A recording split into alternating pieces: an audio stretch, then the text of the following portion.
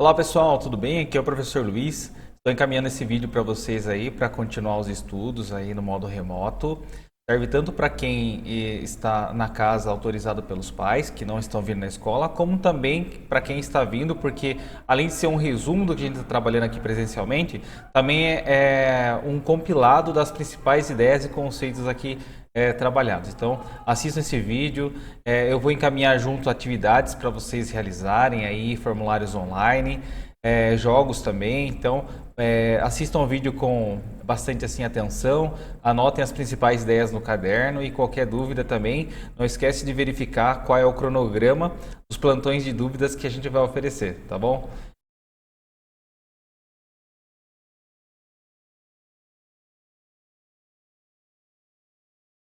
Veja bem, começamos aí o conteúdo estudando modelos atômicos, desde Dalton, que concebia o átomo como uma esfera maciça, indestrutível e neutra, até chegar a Niels Bohr, onde já se conhecia que o átomo não era maciço, possuía um núcleo onde tinha os prótons e os nêutrons e uma eletrosfera onde giravam os elétrons. Bem como sabíamos que existe um grande espaço vazio entre, essas partículas. Dentro do átomo, a gente sabe que possui os prótons e nêutrons e fora girando os elétrons em camadas eletrônicas. Aí vimos também a simbologia dos elementos. Aqui é representado pelo elemento, aqui a massa, aqui o número atômico ou também o número de prótons. A massa é a soma dos prótons e nêutrons e num átomo neutro o número de elétrons é igual ao de próton.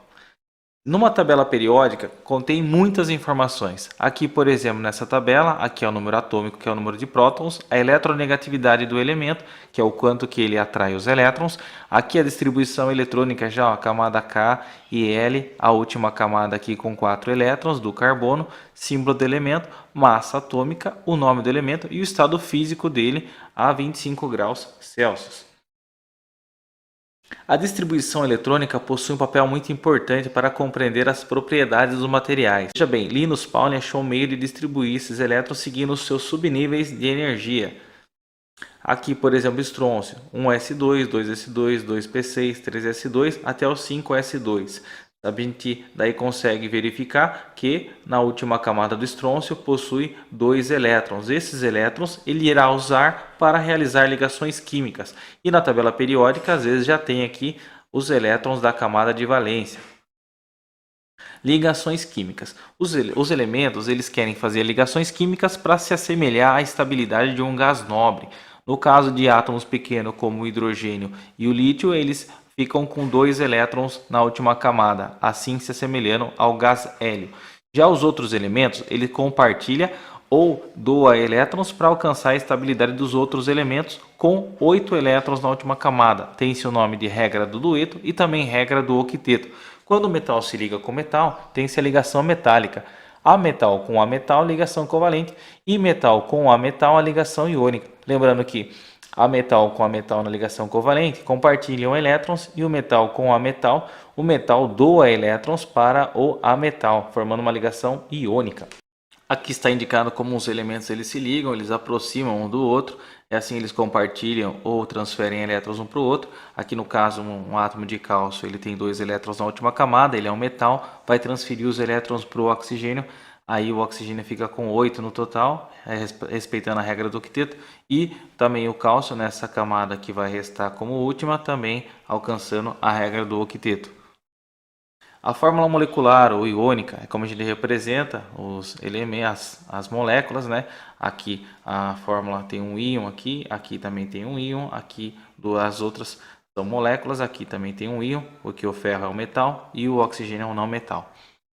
A fórmula plana ou estrutural a gente representa a estrutura das moléculas e aí respeita também a repulsão dos pares isolados, aqueles que não participaram da ligação. Bem, a fórmula de Lewis, a fórmula eletrônica, a gente representa os elétrons que estão realizando a ligação e os elementos com todos os seus elétrons na camada de valência. Aqui uma ligação covalente, onde compartilhou elétrons. Aqui uma ligação iônica, onde o sódio transferiu elétrons para o oxigênio. E aqui entre o oxigênio e hidrogênio, uma ligação covalente do tipo compartilhamento. Um assunto meio complexo, pessoal, mas não tão difícil. é sobre polaridade de ligações. Vamos falar um pouquinho sobre essas propriedades. Ó. Existe a polaridade das ligações, que é dentro da molécula, e a polaridade da molécula como um todo. Bom, polaridade de ligação, o que, que é? Uma ligação covalente. Por que eu estou falando covalente? Porque toda ligação iônica ela é polar. Por que toda ligação iônica é polar? Por exemplo, o sal. Ó, o sal ele é positivo e o cloro é negativo. Por isso é polar, porque tem um elemento aqui ó, muito eletropositivo e um muito eletronegativo. Vamos lá. Toda ligação covalente é polar quando a eletronegatividade dos átomos ligantes é diferente. Então, olha aqui, ó, hidrogênio e flúor. Eles são o mesmo elemento? Não, não são o mesmo elemento. Se eu olhar na tabelinha, eu vou ver que a eletronegatividade do hidrogênio é 2,2 e a do flúor é 3,98. Se eu subtrair, vou reparar que a diferença de eletronegatividade é 1,78. Então, quer dizer que o flúor é mais eletronegativo e vai ter uma força de atração para cá. A esse desenho, que a gente chama aqui uma setinha com uma cruzinha na ponta aqui, ó, como se aqui fosse positivo e aqui negativo, chama momento de dipolo. Significa que o hidrogênio vai ficar positivo nessa molécula e o flúor negativo. Por quê? Porque o flúor ele é mais eletronegativo, vai puxar o elétron para ele. Olha essa outra molécula. Ó. Esse bromo tem eletronegatividade 2,96. E esse outro bromo também, 2,96. Então significa que a diferença de eletronegatividade é zero. Então nenhum vai puxar mais que o outro. Nenhum quer mais elétron do que o outro. Então significa que vai ter uma força de atração dos elétrons dessa ligação aqui, ó, porque aqui tem elétrons, é como se fosse um cabo de guerra. Vai puxar com essa força para cá e vai puxar com essa força para cá. Então significa que o momento de dipolo dessa molécula aqui, ó, é igual a zero. A molécula vai ser então apolar. Aqui eu esqueci de falar que essa molécula aqui é polar. A água, o hidrogênio, ele tem a polaridade, a eletronegatividade 2,20 e o oxigênio 3,44. A subtração desses dois valores dá igual a 1,24. Quer dizer que existe uma diferença de eletronegatividade. Quem vai puxar mais os elétrons?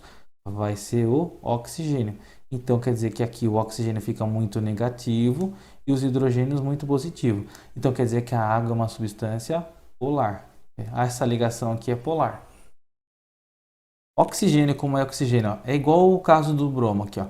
Eles são o mesmo elemento, então a diferença de eletronegatividade é zero.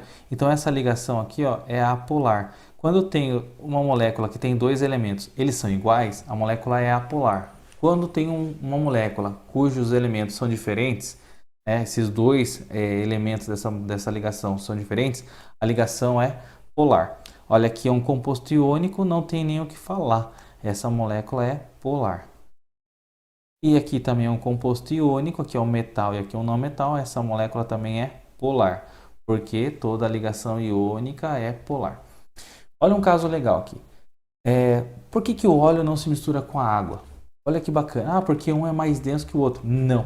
É porque o óleo é uma substância apolar e a água é uma substância polar. Então, para uma substância se misturar bem com outra, necessitam que as moléculas tenham a mesma configuração assim de polaridade. Ou as duas devem ser polares, ou as duas devem ser apolares. Bom, professor, mas e o caso do detergente? O detergente é um caso legal, porque ele tem uma parte da molécula que é polar e a outra que é apolar. Olha aqui as moléculas, ó, polaridade da molécula. Aqui eu sei que o oxigênio vai puxar mais os elétrons para cá, então aqui vai ficar positivo. Aqui eu sei que o sódio, que o oxigênio vai puxar também mais elétrons para o oxigênio, então essa molécula aqui vai resultar em polar. Não só por isso, porque também ó, aqui é um metal e essa partinha aqui se comporta como um não metal. Então essa ligação é iônica, então essa molécula é uma molécula iônica, então eu sei que essa molécula é polar. Olha aqui, dois elementos iguais, ligação covalente, não preciso nem dizer, né? Aqui é apolar. Significa que os momentos de dipolo se anulam, são igual a zero. Duas moléculas iguais, momentos de dipolo igual a zero, nenhum puxa mais do que o outro, os dois querem da mesma forma os elétrons. Então, aqui nesse cabo de guerra ninguém ganha. Então, a molécula é apolar, não tem polaridade. A água, ó, o oxigênio puxa os elétrons. Por quê? Porque ele é mais eletronegativo. Então, quer dizer que o hidrogênio aqui, o oxigênio aqui fica muito positivo, muito negativo, e o hidrogênio aqui muito positivo. Significa que essa molécula da água é polar. Lembre muito disso, pessoal. Água polar e óleo apolar. Tudo que misturar com a água significa que tem parte dessa molécula é polar. Tudo que se misturar com óleo significa que a molécula tem sua configuração apolar. Olha aqui, ó, o metano, que é um gás, né? Mas e se ele fosse líquido, misturaria com água ou com óleo? Bom, o carbono ou o hidrogênio ele é mais eletronegativo. Então vai puxar os elétrons para ele. Mas olha só, que engraçado. Essa aqui, não é bem nesse formato aqui, essa molécula.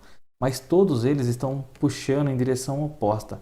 Então essa força aqui vai se anular com essa e essa com essa. Então quer dizer que o momento de dipolo dessa molécula, a soma dessas forças aqui internas, ela vai ser aqui, ó, igual a zero. Significa que essa molécula vai ser apolar. Beleza? Lembrando que uma ligação intramolecular é ligação iônica covalente ou metálica, aquela que existe dentro da molécula, e a intermolecular é aquela que ocorre fora da molécula, né? Então, como é que a gente vai aprender a definir essas forças intermoleculares? Bem, é o seguinte, se a molécula é polar, ela pode ter duas situações. Se ela tem hidrogênio ligado a fluoroxigênio ou nitrogênio, a força intermolecular é do tipo ligação de hidrogênio. Se a molécula é polar e não tem hidrogênio ligado a fluoroxigênio ou nitrogênio, então é dipolo permanente e dipolo permanente. Se a molécula é apolar, só existe um tipo de força intermolecular, que é dipolo instantâneo e dipolo induzido, ou mais conhecido como dipolo induzido, dipolo induzido. A força assim quando a molécula é iônica, a força intermolecular é íon-íon, que é uma das mais fortes que existem.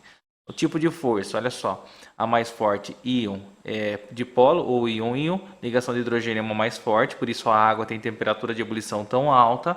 Dipolo-dipolo é quando a molécula é polar, mas não tem essa hidrogênio ligado a fluoroxigênio e nitrogênio. E a dipolo induzido ocorre entre as moléculas apolares. É o seguinte, as moléculas apolares, em sua maioria, são o quê? São gases na atmosfera, no meio ambiente, porque a força de interação entre elas é muito fraca, né? Então, a força que atrai uma molécula com a outra apolar, ela é muito reduzida. E o que acontece? Só ocorre aqui. Se a molécula for muito grande, daí para separar elas é um pouco mais difícil. Por isso que se uma força intermolecular é do tipo dipolo induzido, como ocorre, por exemplo, na parafina, no óleo diesel, e aí o que acontece? Por que ele é líquido? Não é gás igual, por exemplo, o gás metano, o gás butano? Porque a molécula é muito pesada. Então, quanto maior a força de atração entre as moléculas, maior a energia necessária para separar elas. Então, maior também a temperatura de ebulição. A água, 100 graus para separar as moléculas dela. E isso depende também da pressão atmosférica, vamos ver logo à frente. Quando as moléculas, igual eu falei assim, os hidrocarbonetos, eles têm a mesma força intermolecular do tipo dipolo instantâneo ou dipolo induzido, depende da massa molecular. Olha só, essa molécula é leve, por isso a temperatura de ebulição 36. Essa molécula aqui é mais pesada, olha a fórmula dela, por isso a temperatura dela já aumenta mais. Olha só a água comparado com as substâncias meio parecidas. Ó, aqui a energia de ebulição, aqui a temperatura de ebulição vai reduzindo porque a massa desses elementos vai reduzindo também. A água era para estar aqui, ó, bem abaixo, mas está aqui por quê? Porque a força intermolecular dela é do tipo ligação de hidrogênio, por isso a força de ebulição, né, a temperatura necessária para separar as moléculas, conhecida como temperatura de ebulição, aí é também bem elevada, 100 graus no caso da água. Agora vamos falar um pouquinho sobre pressão de vapor. O que é pressão de vapor? Pressão de vapor é a pressão do líquido quando se iguala à pressão atmosférica e ocorre que a ebulição, as moléculas se separam do líquido e entram em ebulição, ou em outras palavras, fervem.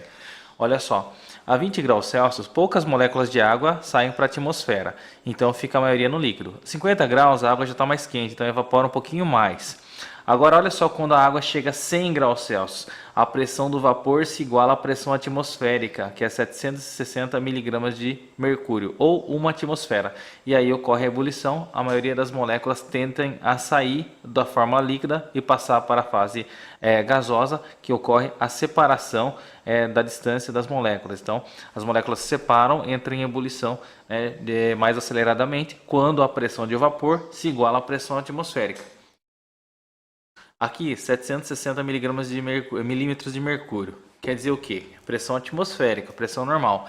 O álcool, ele chega a 78,3, né? Ele iguala a pressão atmosférica, por isso ele entra em ebulição a 78,3. A gente sabe que o álcool é mais volátil também, evapora mais facilmente, então se eu esquentar ele a 78 graus, ele se iguala à pressão atmosférica e entra em ebulição. A água, para igualar a pressão dela à pressão atmosférica, que é a pressão que mantém o líquido ali unido, né, no recipiente, tem que ser 100 graus. Então 100 graus é conhecido como a temperatura de ebulição da água, porque se iguala à pressão atmosférica.